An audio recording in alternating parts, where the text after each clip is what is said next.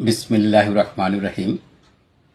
সম্মানিত দেশবাসী, বিএনপির চেয়ারম্যান জনাব তারেক রহমান কর্তৃক ঘোষিত রাষ্ট্র কাঠামো মেরামতে ৩১ দফার প্রথম ৩টি দফা নিয়ে আমি প্রথম পর্বে আলোচনা করেছি।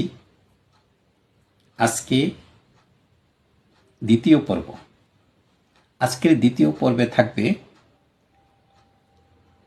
এই ৩১ দফার চতুর্থ, পঞ্চম এবং ষষ্ঠ দফা নিয়ে আলোচনা।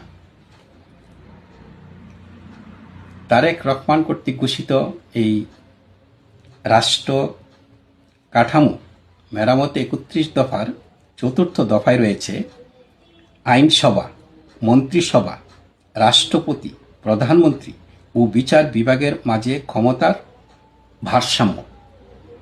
পঞ্চম যেই দফা তাতে রয়েছে প্রধানমন্ত্রীর দায়িত্ব পালনের সময়সীমা অনূর্ধ্ব পরপর 2 মেয়াদ নির্ধারণ।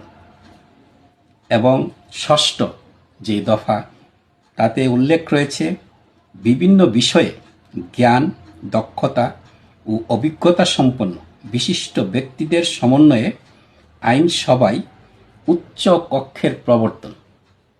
আসন্ন ত্রয়োদশ জাতীয় সংসদ নির্বাচনে বাংলাদেশ জাতীয়তাবাদী দল সংখ্যাগরিষ্ঠতা অর্জনের মধ্য দিয়ে সরকার গঠন করতে সক্ষম হলে তখন এই ৩১ দফার যেই বিষয়গুলো রয়েছে ধারাবাহিকভাবে তা বাস্তবায়ন করা হবে।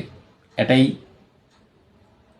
জনাব তারেক রহমানের যে মহা পরিকল্পনা রয়েছে সেই পরিকল্পনার অংশ। আজকের মতো এই দ্বিতীয় পর্বের আলোচনা এখানেই শেষ করছি। আল্লাহ হাফেজ।